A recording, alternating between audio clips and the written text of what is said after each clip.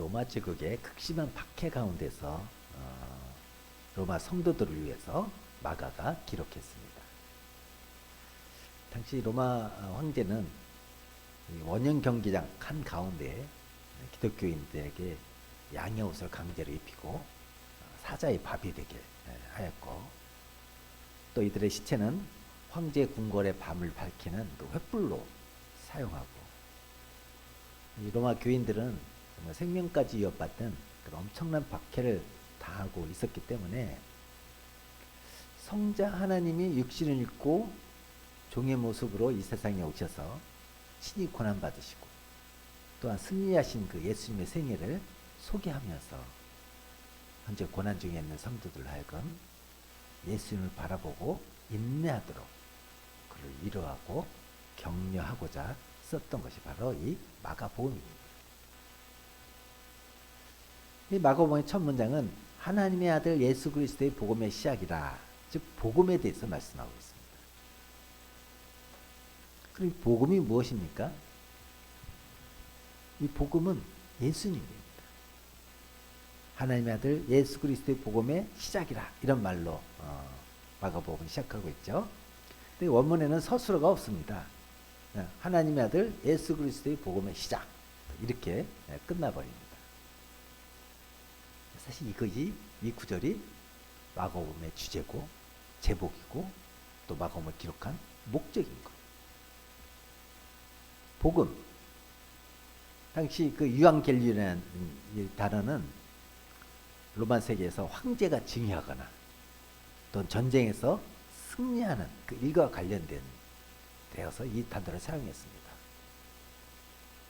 근데 마가는 이 복음이라는 것은 하나님의 아들 예수 그리스도의 복음이라고 말하는 거예요.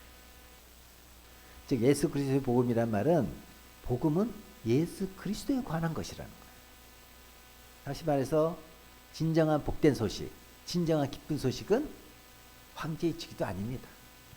전쟁에서의 승리도 아닙니다. 오직 예수 그리스도가 굿뉴스라는 거예요. 예수님 자체가 좋은 소식이에요. 예수님 만난 것이 복된 소식이에요. 배부르지 않아도, 돈이 많지 않아도, 세상의 지위가 높지 않아도 예수님 그 자체가 복음이고 기쁜 소식이에요. 이 예수를 누구나 누릴 수가 있습니다. 복음은 예수 그리스도가 주제입니다. 복음은 예수 그리스도에 의해서 이루어지고 예수 그리스도로 말미암아 쓰여졌습니다. 근데 예수님은 누구라고 기록하고 있습니까? 먼저 예수님은 하나님의 아들이십니다. 예수님 자신이 하나님이시라는 의미예요.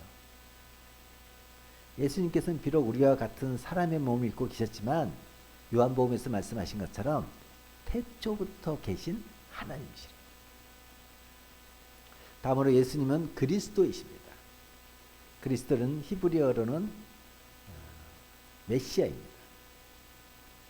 어떤 사명을 위해서 기름 부음 받은 자.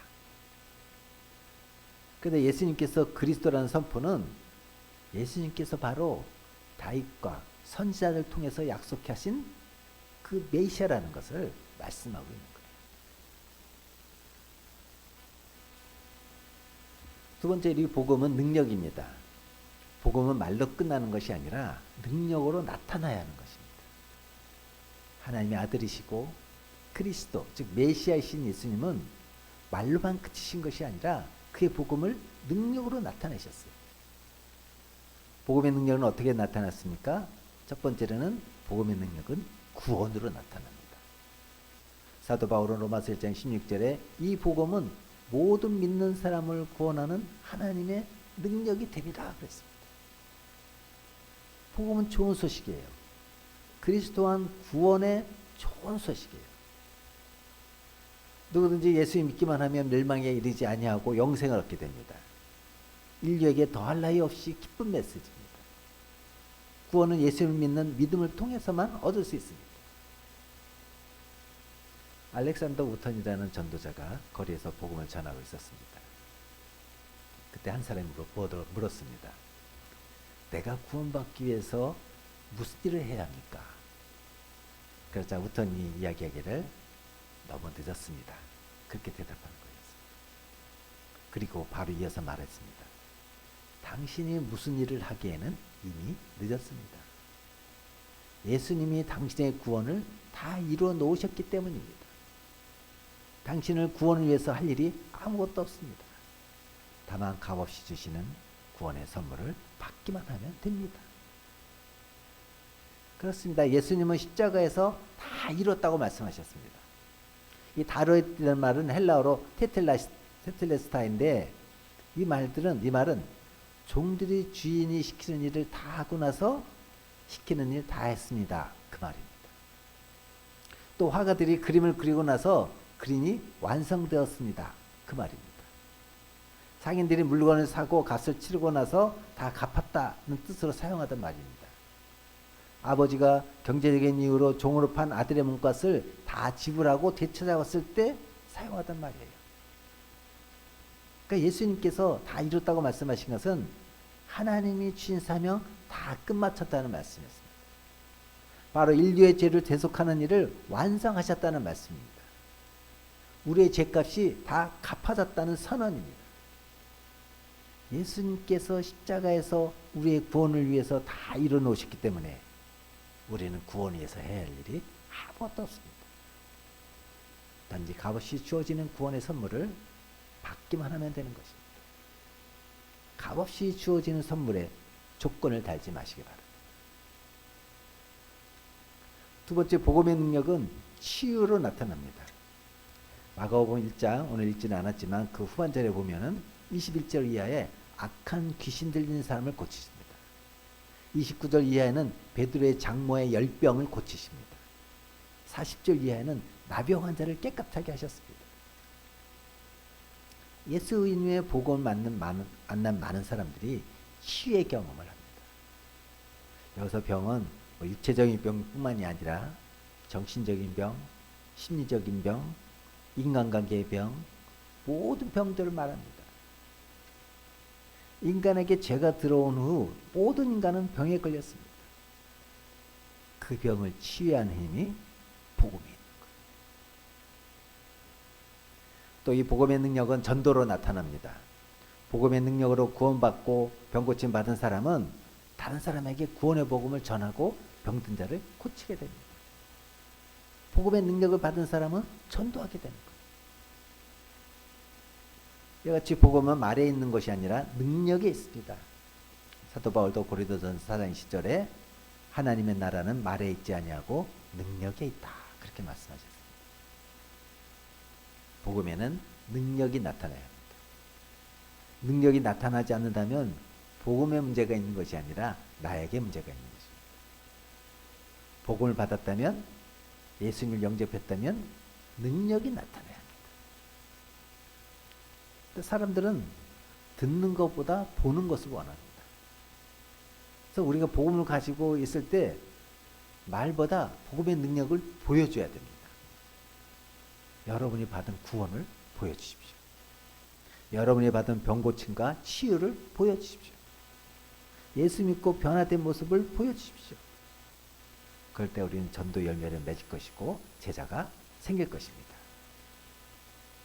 근데 이 복음의 능력은요, 내가 주님 앞에 주었을 때 나타나요. 나의 어떤 모습이 예수님을 보여줄 수 있겠습니까? 부족하고 연약한 나의 모습이 있음에도 불구하고 작아 죽고 나의 모든 것이 주님의 손에 들렸을 때 주님의 능력이 나를 통해 나타나는 것입니다. 이게 복음입니다. 한 보석상이 있었습니다. 장사가 뜻대로 되지 않더니 보석상 주인은 휴가를 떠나면서 종업원에게 메모를 남겼습니다.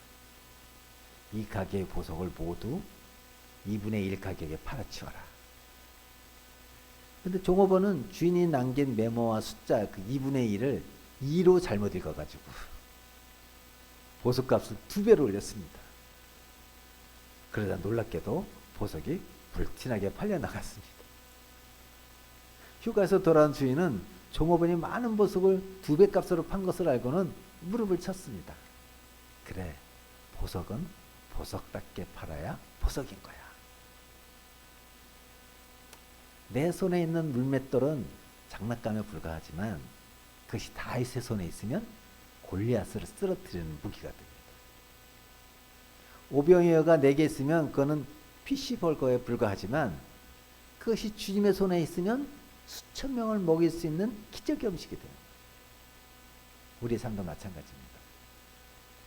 내 삶이 내 손에 있으면 나는 가치 없는 존재에 불과합니다. 그러나 내 삶이 하나님의 손에 있으면 기적적인 존재가 되는 거예요. 보석 같은 존재가 되는 거예요. 성공의 비결은 무엇입니까? 하나님 손 안에 있는 것입니다. 아멘. 행복의 비결은 뭐예요? 주님의 손 안에 있는 것입니다. 우리가 있어야 할 자리는 바로 주님의 손 안입니다. 이게 복음의 능력인 거예요. 세 번째로 복음은 비움과 채움의 균형입니다. 마가는 세례 요한의 사역을 처음으로 소개하면서 이 복음서를 시작합니다. 세례 요한이 한 일이 뭡니까? 주의 길을 준비하고 주의 길을 곱게 하는 광야에서 외치는 소리라고 자신을 소개하죠.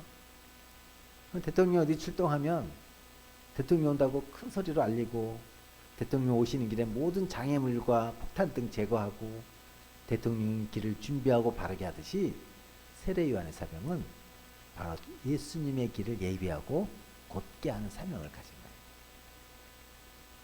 그러면서 그는 죄를 용서받게 하는 회개의 세례를 베풉니다. 그러니까 대통령이 오시는 길에 장애물과 폭탄을 제거하는 거예요.